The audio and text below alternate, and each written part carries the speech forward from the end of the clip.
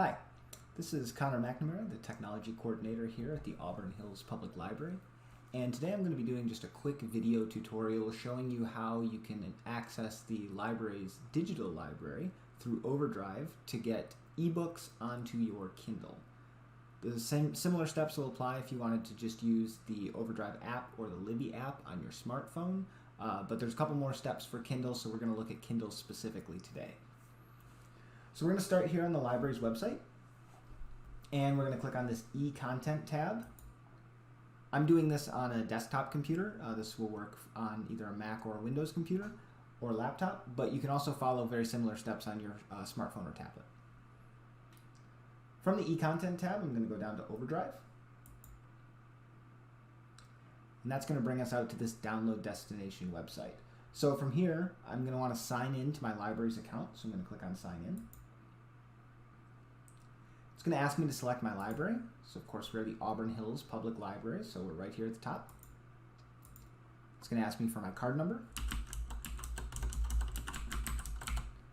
and then my PIN.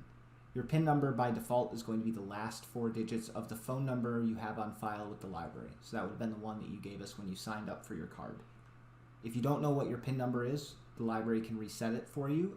You can go ahead and call the library, or the next time you're in, you can ask at the circulation desk, and we can take care of that for you. And click Sign In. Okay, and now I'm going to be brought back to the main home page of Download Destination. I'm going to see a lot of books. Depending on the time of year, this carousel up at the top may change to advertise different books. One thing that's super important on the Download Destination site is this top bar across all these books.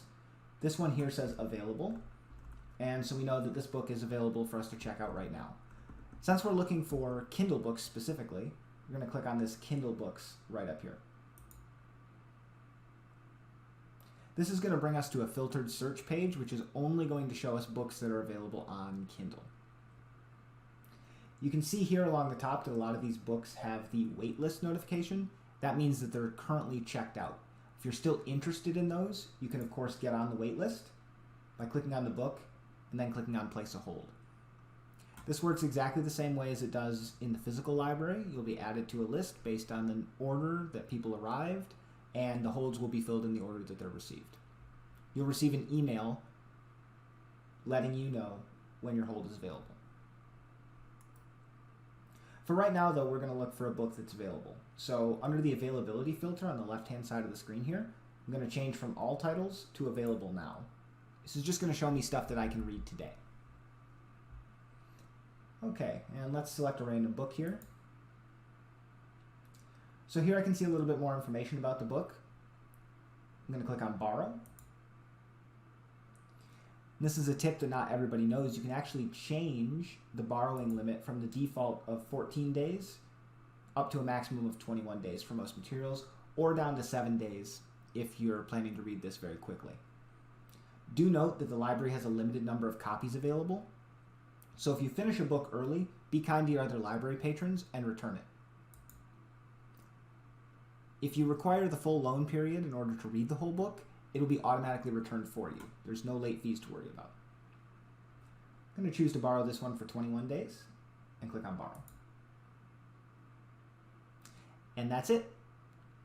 I can now read this book in my browser, or if I have the smartphone app on either my tablet or on my smartphone, I'd be able to see it in my library section there.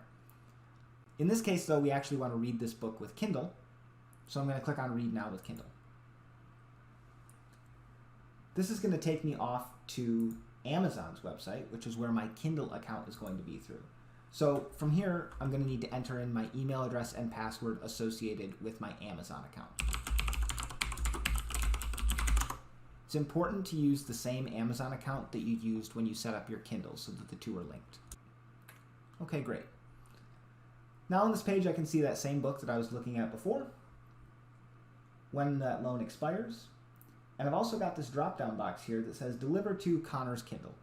This is going to be the name of the Kindle device that you want the book to show up on. In this case, I think Connor's Kindle works just fine, so I'm going to click on Get Library Book. And I get a confirmation page here letting me know that the next time the Kindle syncs, my book is going to be downloaded. So now you should be able to go right to your Kindle and that book will show up on your home screen and start downloading immediately. Because this book came from the library, there's no charge associated with this. Let's say that I'm all finished reading my book and I want to return it. I'm back on the download destination site here, and under my account, I can go to Loans. That's going to show that book that we just checked out here. I'm going to click on the Return button. It's going to ask me if I'm sure. I'm going to click on the Return title. And now this book is put back on the digital bookshelf and is available for another patron to check out.